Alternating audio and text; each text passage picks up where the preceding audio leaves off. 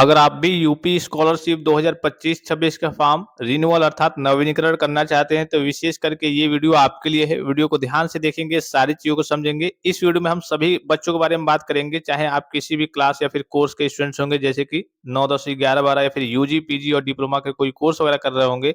जैसे आपका BA, BSc, MA, MSc, BCom, MCom, DElEd, ITI, polytechnic, BTech, BEd, nursing, BCA, MCA, LLB, DElEd जितने भी course हो गए, सभी बच्चों को इस बार रिन्यूअल कैसे करना है, पूरी जानकारी आपको इस वीडियो के माध्यम से मिलने वाली है। जो भी नए स्टूडेंट्स हैं, चैनल को सब्सक्राइब करके बेल आइकन को प्रेस करके ऑल पे क्लिक कर लेंगे और टेलीग्राम चैनल को ज्वाइन कर लेंगे। मैं आपको फाइनल प्रिंट तक दिखाने वाला हूँ कि कैसे आपको फाइनल प्रिंट निकालना है, कैसे आपको फॉर्म फिल अप करना है और कैसे आपको फाइनल प्रिंट निकालना है, ठीक है?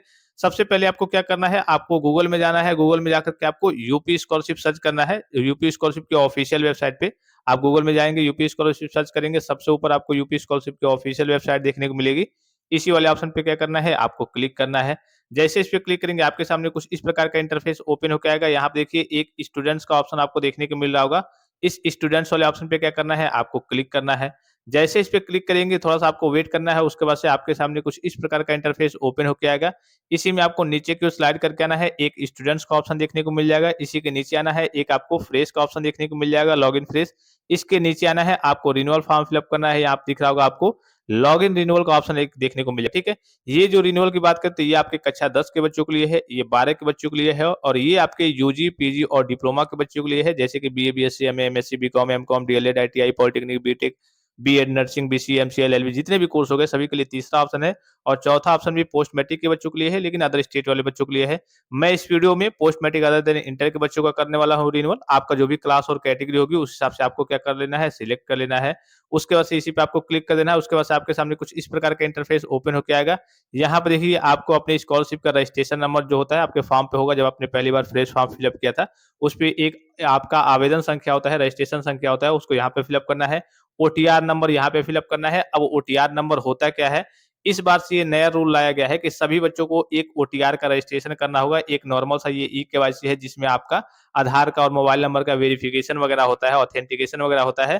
तो उसके बारे में मैंने ऑलरेडी वीडियो प्रोवाइड कर रखा है। उस जो वीडियो का लिंक है, इसी वीडियो के डिस्क्रिप्शन बॉक्स में मैं सबसे ऊपर दे रहा हूँ, या फिर जाकर के आप यूट्यूब पे सर्च कीजिए कि यूपी स्कॉलरशिप ओटीआर रजिस्ट्रेशन कैसे करें बाय फैक्ट टेक्सा। वो फ्रेश और लाइव वीडियो देखने को मिल जाएगा, उसको आपको देख करके ओटीआर कर लेना है। लास्ट में एक आपको ओटीआर नंबर देखने को मिलेगा यूपी 25 और उसके बाद से डैश रहेगा, उसके बाद से कई सारे डिजिट रहेंगे। उसको कॉपी पेस्ट करके आपको ला करके यहाँ पे फिलअप करना होता है, ठीक है? उसके बाद से यहाँ पे आपको अपना पासवर्ड फिलअप करना है और नीचे दिख रहा होगा एक कैप्चा, इस कैप्चा को आपको यहाँ पे फिलअप करना है। यहाँ पे फिलअप करेंगे, इस कैप्चा को यहाँ पे फिलअप करेंगे और उसके बाद से सबमिट के ऑप्शन पे क्लिक करना है। अगर आपने मान लिया कि ओटीआर किया था, भूल गए हैं, तो यहाँ पे क्लिक करके ओटीआर नंबर प्राप्त कर सकते हैं। पासवर्ड भूल गए हैं, तो यहाँ पे क्लिक करके पासवर्ड को प्राप्त कर सकते हैं। चलिए सारी चीज़ों को फिलअप करके फिर मैं आगे की ओर प्रोसीड करके आपको दिखाता हूँ। अब देखिए फाइनली सारी चीज़ों को फिलअप किया जा चुका है। यहाँ पे सबमिट वाला जो ऑप्शन दिख रहा होगा, इस पे आपको क्लिक करना है। जैसे इस पे क्लिक करेंगे, आपका फॉर्म क्या हो जाएगा, लॉगिन हो जाएगा। लॉगिन होने के बाद से अगर यहाँ पे आप देखेंगे, तो ये कब का फॉर्म है, आपको दिख रहा होगा उत्तर प्रदेश अन्य प्रदेश में अध्ययनरत छात्र छात्राओं के लिए ऑनलाइन छात्रवृत्ति प्रबंध प्रणाली, यानी कि इस बार का फॉर्म है और रिन्यूअल अर्थात नवीनीकरण का फॉर्म है, ठीक है? जैसे आप लॉगिन करेंगे, ये सारे स्टेप्स आपके क्या होंगे, ग्रीन होंगे। अब ग्रीन होंगे तो आपको यहाँ पे फॉर्म कैसे फिलअप करना है, क्या करना है रिन्यूअल में, यहाँ पे एक 3 डॉट का 3 पैरेलल लाइन का ऑप्शन आपको देखने को मिल रहा होगा यहाँ पे। इसी वाले लाइन पे क्या करना है, आपको क्लिक करना है।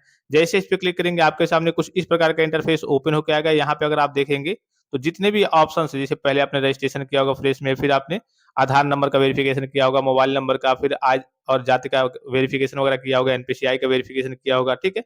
ये सारे ऑप्शंस आपके पहले से ही कंप्लीट होते हैं। मेन जो ऑप्शन होता था, वो आपका ये होता था, नवीनीकरण आवेदन पत्र को संशोधित करें। अब इस बार से विभाग के द्वारा ये रूल लाया गया है कि बच्चे जो रिन्यूअल वाले बच्चे हैं, उनको अपने फॉर्म में कुछ नहीं करना है।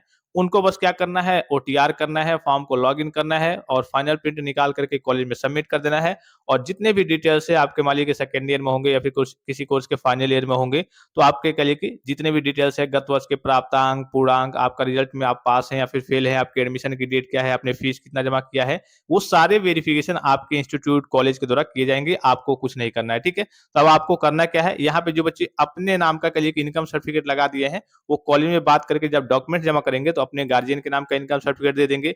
जिन बच्चों का एक्सपायर हो गया है किसी कोर्स के दौरान, बीच में ही मान लीजिए कि एक्सपायर हो गया है, उनको कैसे बदलना है? तो उनको नहीं बदलना है, उसी इनकम सर्टिफिकेट के बेस पे, उसी आय प्रमाण पत्र के बेस पे जब तक आपका वो करिए कि कोर्स चलता रहेगा तब तक स्कॉलरशिप का पैसा आता रहेगा, इसमें कोई समस्या नहीं है। पहले जब आपने लगाया था तो वैलिड होगा भाई, फ्रेश फॉर्म फिल अप किया था तो बीच में एक्सपायर हो गया है, तो इसको लेकर के कोई समस्या नहीं होती है, ठीक है? और अगर आपने अपने नाम का इनकम सर्टिफिकेट लगा दिया है, तो आपको अपने गार्जियन के नाम का ही डॉक्यूमेंट्स के रूप में जमा करना है। अभी मैं आपको जो फाइनल प्रिंट निकलेगा, उसमें मैं आपको दिखा दे रहा हूँ, ठीक है? अब इसमें आपको कुछ नहीं करना है, इसी में आपको नीचे की ओर स्लाइड करना है। सबसे नीचे की ओर आएँगे तो एक ऑप्शन यहाँ पे आपको देखने को मिल जाएगा। देखिए यहाँ पे सबसे नीचे दिख रहा होगा कि संस्था हेतु आवेदन प्रिंट करें, ठीक है? ये सारे ऑप्शंस पहले आपके जैसे आपको करे जब मौका मिलता था कि हाँ, आप खुद से फॉर्म फिल अप करेंगे, तब ये ऑप्शन ओपन होते थे कि हाँ, जाँच के लिए प्रिंट करके देख लीजिए कि भाई आपने सही से फिल अप किया है या फिर नहीं।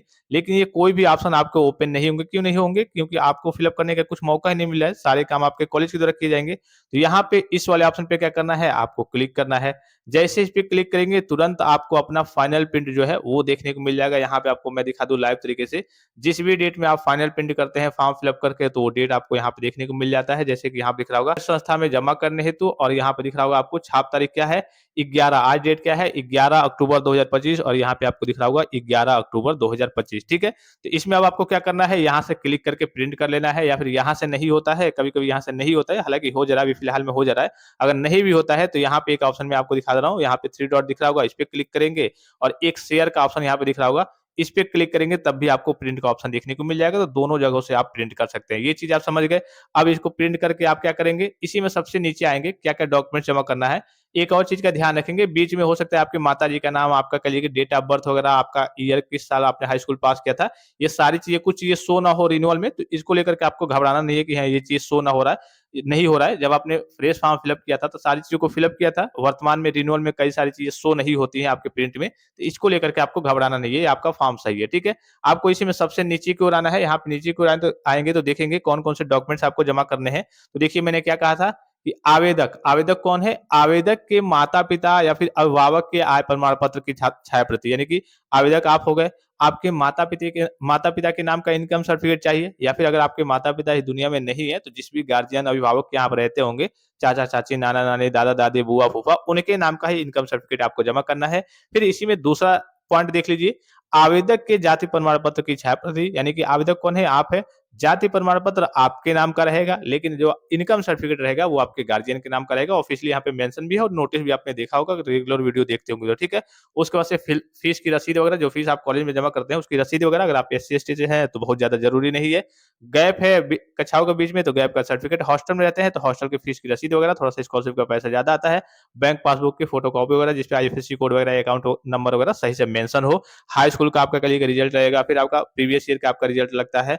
उसमें देखिए अंक पत्र की छायाप्रति पहले में, मतलब हाई स्कूल हो गया, इंटरमीडिएट हो गया और प्रीवियस ईयर, जैसे आप किसी कोर्स के फाइनल ईयर में है तो सेकंड ईयर का, या फिर मान लीजिए कि सेकंड ईयर में है तो फर्स्ट ईयर प्रीवियस ईयर हो गया, तो उसका रिजल्ट लगेगा, और हाई स्कूल इंटरमीडिएट तो लगता ही है। फिर आपका देखिए प्रमाण पत्र की छायाप्रति में मेन आपका क्या लगता है, आधार कार्ड लगता है। तो ये सारे डॉक्यूमेंट्स आपको क्या करने होते हैं, कॉलेज में ले जाकर के लास्ट डेट से पहले, ये 3 पेज का ये निकलता है आपका फाइनल प्रिंट, और जितने ये डॉक्यूमेंट्स है इसको लेकर के लास्ट डेट से पहले आपको कॉलेज में सबमिट करना होता है। उसके बाद से सारे वेरिफिकेशन, सारे काम आपके कॉलेज के द्वारा किए जाएंगे, और उसके बाद से कॉलेज के द्वारा वेरीफाई करके फॉर्म आपका आगे की ओर फॉरवर्ड कर दिया जाएगा। तो यही इस बार का आपका रिन्यूअल का प्रोसेस है। आई होप कि वीडियो आपको काफी ज्यादा हेल्पफुल और इन्फॉर्मेटिव लगा होगा, और किसी प्रकार का संदेह हो, कोई भी जानकारी चाहिए तो आप कमेंट बॉक्स में कमेंट करके पूछ सकते हैं। फिलहाल इस वीडियो में इतना ही, इजाजत दीजिए, धन्यवाद, थैंक्स फॉर वॉचिंग, मिलते हैं नेक्स्ट वीडियो में।